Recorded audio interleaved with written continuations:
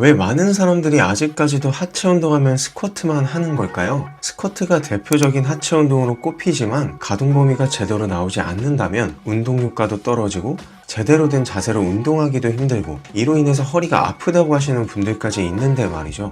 그런데 이 스쿼트 동작에 가려져서 아주 저평가된 동작이 있습니다. 심지어 스쿼트에 비해 훨씬 쉽고 허리 통증 없이 운동할 수 있는 동작이고요. 사실 수많은 스포츠 선수들이 퍼포먼스 향상을 위해 진행하는 동작이기도 하죠. 오늘은 바로 이 불가리안 스플릿 스쿼트에 대해서 말해볼까 합니다. 스쿼트만큼 아주 효과적이고 어쩌면 그 이상의 효과를 볼 수 있는 동작입니다. 오늘은 이 영상으로 불가리안 스플릿 스쿼트에 대해서 장점부터 하는 방법과 함께 주의할 점까지 다 알아가실 수 있을 거예요.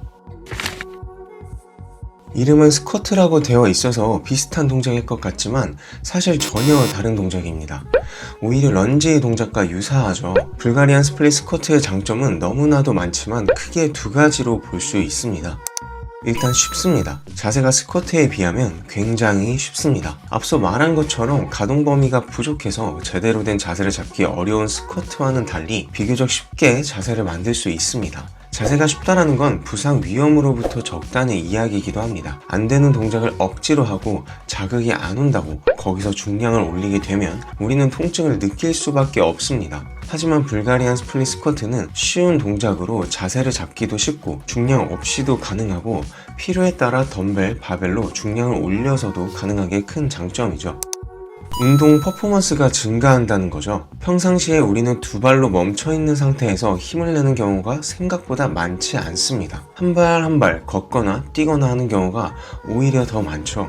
그래서 이렇게 한쪽씩 운동하는 단축 운동을 진행하게 되면 균형 감각뿐만 아니라 우리의 코어와 안정성이 훨씬 더 증가하게 됩니다. 그래서 수많은 스포츠 선수들이 훈련 과정에서 이러한 단축 운동들을 많이 하고 특히 불가리안 스플릿 스쿼트 같은 동작을 많이 진행하는 것이죠. 그렇다면 불가리안 스플릿 스쿼트 이 동작을 어떻게 해야 할까요? 현재 588만 명의 구독자를 가진 물리치료사이자 컨디셔닝 코치인 아론 호시그 박사가 알려주는 방법으로 따라해보면 좋을 것 같습니다.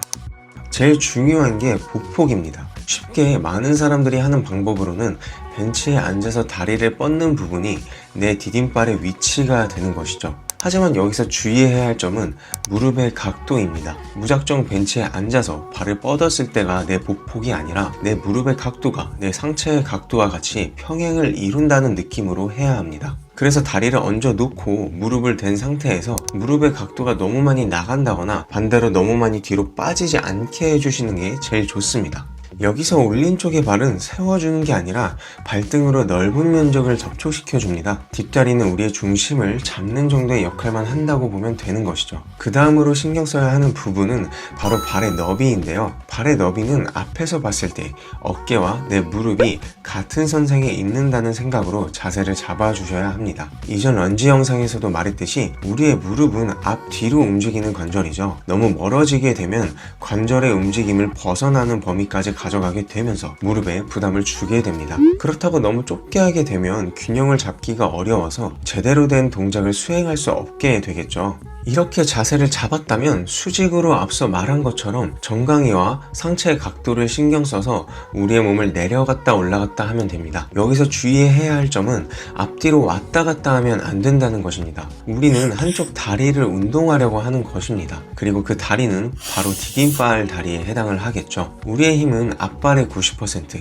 뒷발의 10%의 정도가 힘을 가게 해야 합니다. 그런데 여기서 몸이 앞뒤로 움직이게 되면 무게중심이 뒷발로 이동하게 되면서 디딤발의 다리가 아닌 뒷다리에 자극을 더 주게 되겠죠. 그렇기 때문에 동작을 진행할 때에는 수직 운동을 조금 더 신경을 써서 진행을 해주시면 됩니다. 반대쪽 무릎을 바닥에 꼭 닿게 해주실 필요는 없고요. 자극을 신경 쓰면서 수평을 더 신경 쓰면서 수직 운동에 집중해 주시는 게 좋겠죠. 여기서 아론 호시그 박사는 하나의 팁을 말합니다. 만약에 계속 뒷발에 힘이 들어간다면 하면 올린 다리의 높이를 낮춰줄 것을 말하는데요. 많은 사람들이 너무 높은 위치에 발을 올린다는 것이죠. 다리가 높이 올라갈수록 깊게 앉기는 더 힘들어지고, 이러한 결과로 동작을 하면서 의도치 않게 앞뒤로 움직임을 가져가게 된다고 합니다. 그래서 꼭 벤치가 아니라 나한테 맞는 높이를 조정하는 게 좋은데요. 플레이트를 조금 높게 쌓거나 스텝박스를 이용한다거나 머신 렉을 이용해서 높이를 조금 낮게 해서 진행하시는 게 더 좋겠죠.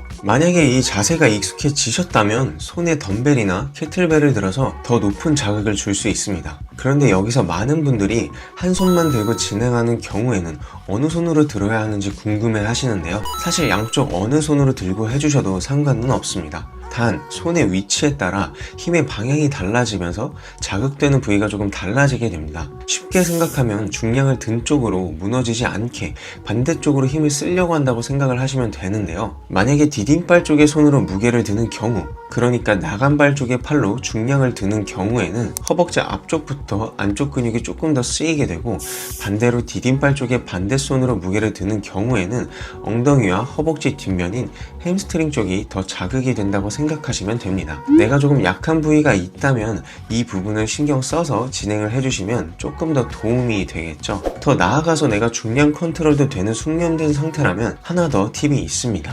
상체의 각도를 통해서 원하는 부위를 타겟을 할 수 있는데요. 앞쪽으로 기울어진 상태로 운동을 하게 되면 둔근에 조금 더 초점을 맞출 수 있겠고요. 상체를 세워서 하게 되면 허벅지가 더 자극이 가게 됩니다. 하지만 먼저 말씀드린 것처럼 정강이와 상체의 각도가 유지되는 동작에 충분히 익숙해진 상태에서 변화를 주는 것이 더 좋겠죠. 오늘은 불가리안 스플릿 스쿼트에 대해서 알아보았습니다. 저도 평소에 스쿼트를 주로 하고 가끔씩 런지 정도만 했었는데요. 이번에 불가리안 스플릿 스쿼트를 하면서 새로운 자극이 오는 것도 좋고, 무엇보다 부족한 근육이 보완된다는 느낌을 받았습니다. 대부분의 사람들은 한쪽 다리가 상대적으로 약한 경우가 많습니다. 저 또한 역도를 할 때 왼발이 더 강해서 왼발을 디딤발로 사용을 하는데, 확실히 불가리안 스플릿 스쿼트를 진행하다 보니 오른쪽 다리가 약하더라고요. 그래서 또 하나 성장할 수 있는 기회다 라고 생각을 하면서 약한 쪽 다리를 조금 더 신경 써서 강화하는 느낌으로 열심히 운동을 해 주었습니다. 오늘은 여러분들도 제 영상을 한번 보시고 약한 쪽 다리를 훈련해 보시는 것은 어떨까요? 항상 즐겁고 안전하게 운동하시길 바라겠습니다. 구독, 좋아요는 제 채널과 함께 여러분의 운동 생활에도 큰 힘이 됩니다. 감사합니다.